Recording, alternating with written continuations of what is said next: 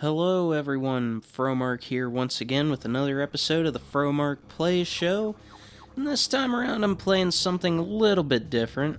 This is Star Fox, which is a 3D rail shooter for the Super Nintendo, originally released in Japan on February 21st, 1993, and about a month later in North America, and elsewhere in June. But this game is pretty notable for being one of the early examples of 3D console-based gaming. And it uses a lot of early polygonal graphics, and something known as the Super FX microchip, which was an add-on developed by Nintendo and Argonaut Software to be able to make the system, be able to make it display all these 3D models and stuff. It's kind of like an enhancement upgrade almost.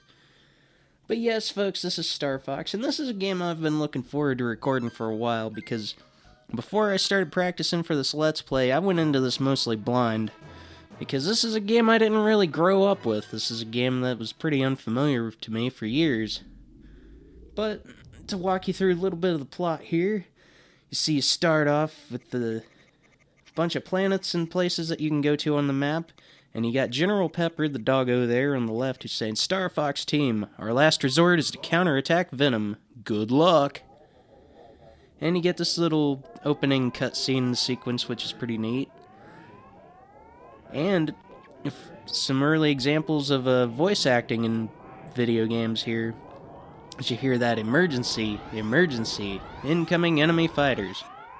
And good luck.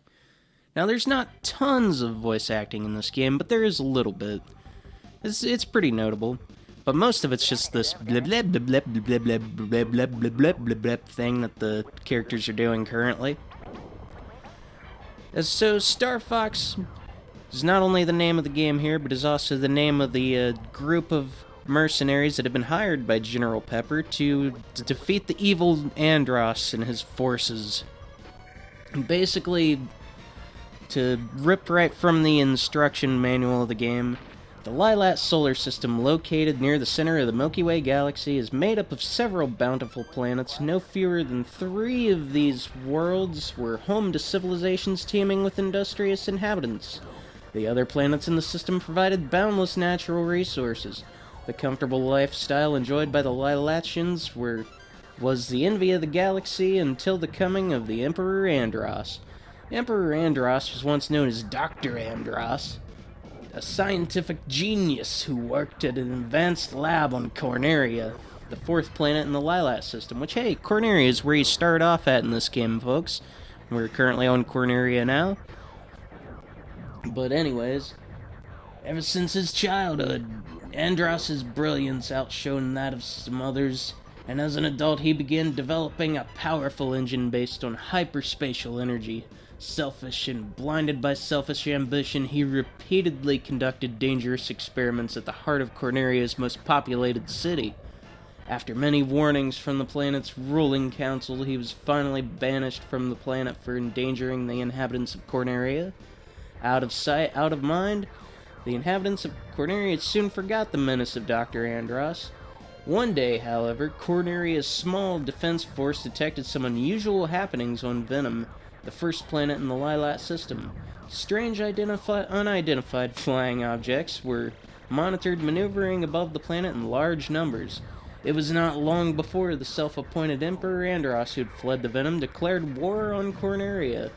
The planet Venom had been completely remade by Emperor Andross into a giant military base. Andross hoped that with his military power he could soon control all the planets in the Lilat system. General Pepper, the commanding officer of Corneria's defense force, decided to dispatch the super high-performance ship R-Wing, which is the little paper airplane-looking things I'm flying around in and shooting right now. And anyway, but yeah, pretty much that's what's going on, is General Pepper hires these characters. There's Fox McCloud, Slippy Toad, Peppy Hare, and Falco Lombardi. Now, most of your party is useless in this game. I hate to admit it, folks, but they mostly just get caught up in enemy fire and other shenanigans. But man, with all this talking going on, I haven't really talked much about this yet. here's the first enemy battle, and at the end of each stage there is an enemy that you battle. Sometimes you'll battle the same enemy twice, just with different flavor, or different little odds and ends. But this is a pretty easy one to take out. I believe this is the attack carrier. And yeah, this one's pretty simple. You just shoot, shoot, shoot. Shoot those glowing lights that pretty much give away the weakness of any enemy in this game. And just like that, folks, stage 1 is complete. Now, I will have to come back to Corneria 2 more times. As you've seen on the map, right before I started this adventure, that there are 3 different pathways. The one I'm on now is the middle pathway, which is considered level 1, which is the easiest difficulty. Then there's pathway 2 and pathway 3, which are more difficult. But I'm getting a little ahead of myself. I got a perfect score so far. Got that credit or continue. And it's always nice to have continues in your arsenal, folks, because this game is pretty merciless the later you go into it. It's a very hard game. It took me a while to stop dying in this level here, the Asteroid Belt. Let's see what the general has to say.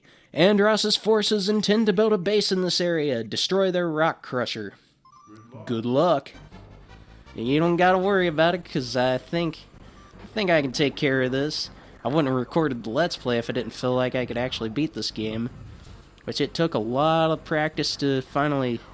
It took a lot of practice to get through this one, folks. It's definitely a pretty challenging game. I like that when you shoot some of the enemy ships, you see these little enemies just fly out. It's like, ah! But yeah, this game is pretty difficult. I cannot stress it enough. But as you see, Slippy's got himself in a little bit of trouble there, as is pretty commonplace for the enemies to go after my crew. I just wish my crew was more useful in this game. I've never played Star Fox 64 at the time of recording this, which I know sounds kind of strange, but from what I understand, in Star Fox 64, your party's much more useful, much more helpful. And from what I also understand, it's pretty much a retelling of the first game, which I don't know if that means this is retconned, but it's my understanding it's pretty much just a retelling of the first game, with a lot of things that they were able to do with the 64 that they couldn't do on the Super Nintendo. More voice acting, more cutscenes, more 3D polygonal goodness. Oh! And you definitely want to watch when you get hit. The red shield meter in the bottom left corner is your health. The purplish gauge on the right side, that is your retro or brakes. You can also use it as a booster. And whenever you do hit the brakes or boost, it'll take a second for that gauge to charge back up. Man, I'm just running into all kinds of rocks over here. I'm trying not to. You just gotta look out. That weird troll face asteroid. Problem? But yeah, I love this game though, folks. I mean, it's incredibly difficult. It's not aged the best compared to a lot of 3D games. I mean, you gotta think, this is like 1993, so this is the early days of 3D gaming. This was when this kind of stuff was still fairly new in the home console market. Now, there are a couple other games on the Super Nintendo that take advantage of the Super FX microchip. Like, for example, there's a Stunt Race FX, which I have played a little bit of. The game kind of sucks, if I'm being honest with you. And hey, here's the next enemy that I do not remember the name of. Man, I'm quite unprepared for this Let's Play if I can't remember the enemy names. But it's all fine and good. I'll guide you through this the best I can, folks. The goals are pretty much the same at the end of each one of these stages. You just gotta shoot the glowing lights, and rinse, lather, repeat, and eventually the enemy will go down. Sometimes the enemies can put up quite a fight, but it ain't too bad once you get the patterns figured out on what they do and how they move. Like, I'll be able to attack him again now, actually. Yeah. Yeah, there we go. Duck. Oh. And just keep shooting, shoot. Get him. Yeah!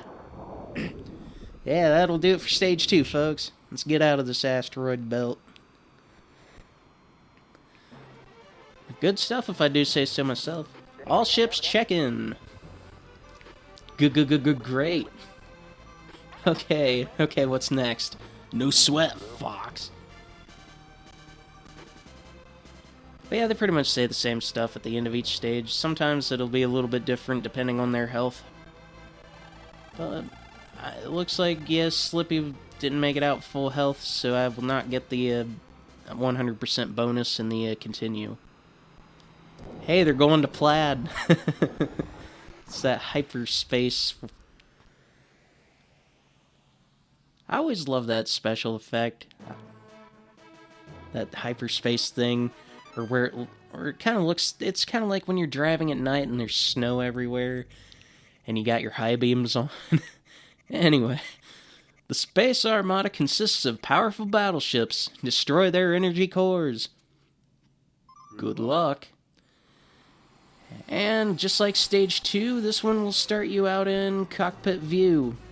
Now this is a mode that you can shift in and out of in certain levels. Not every level gives you this luxury. Sometimes though I prefer this first person point of view compared to seeing from the R-Wings. But that's not always the case. Oh. Just gotta get better at avoiding getting hit. Every now and again you'll run into those little triangular things, and if you shoot each end, and if you hit it 3 times, you get an extra life. And extra lives, just like continues, are extremely valuable. Those little yellow triangle spinny things are health upgrades, which allow you to replenish your health, of course. There are other ones as well that allow you to get more health, or checkpoints. To me, it's kind of hard to tell them all apart. I know that they're different and that there are ways to tell them apart. It's just when you got like a big circle of triangles coming at you at full speed, it's kind of hard to tell.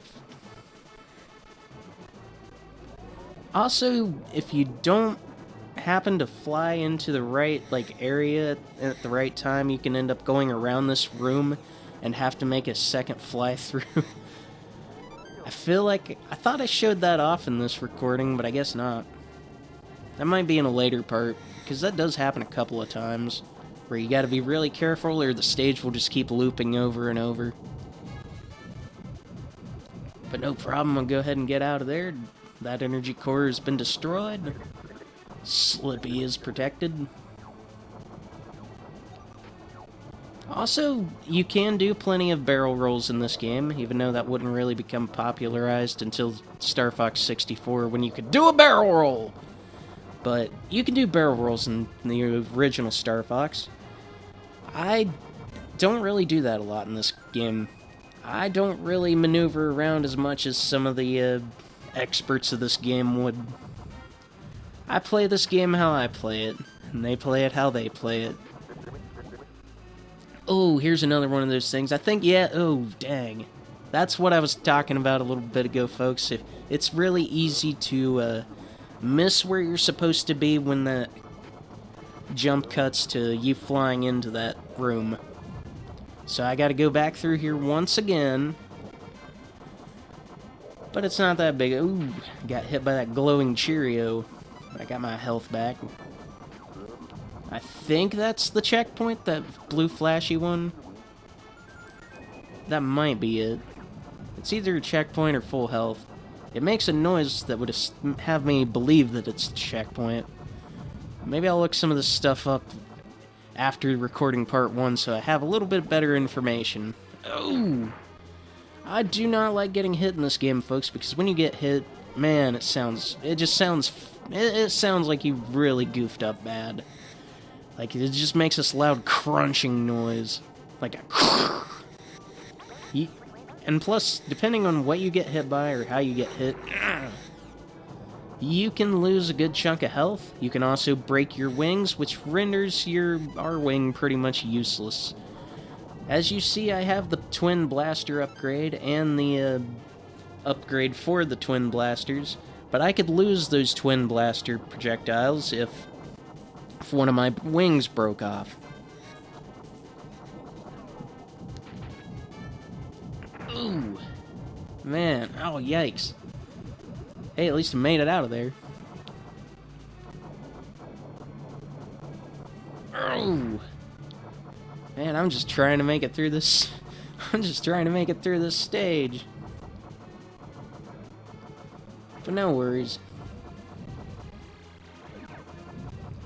But yeah, there's another instance that I can think of where you... Actually, I can think of two more instances where you can just keep looping and looping through the level if you don't do the thing that you're supposed to do.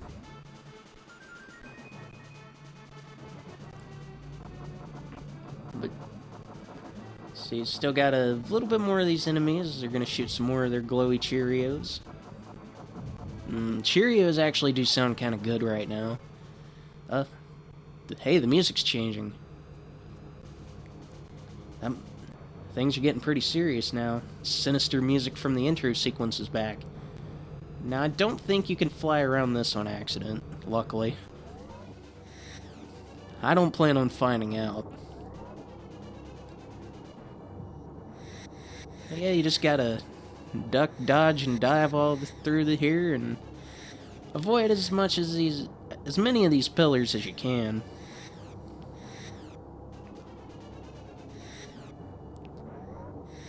Now those you can fire at and change the direction of whether or not they fall or rise. Shouldn't be too much of an issue though. I think that's the last of them anyway. I like the side ones a little bit more though. And we'll just go through this room here. Fly through here, tumble around a little bit.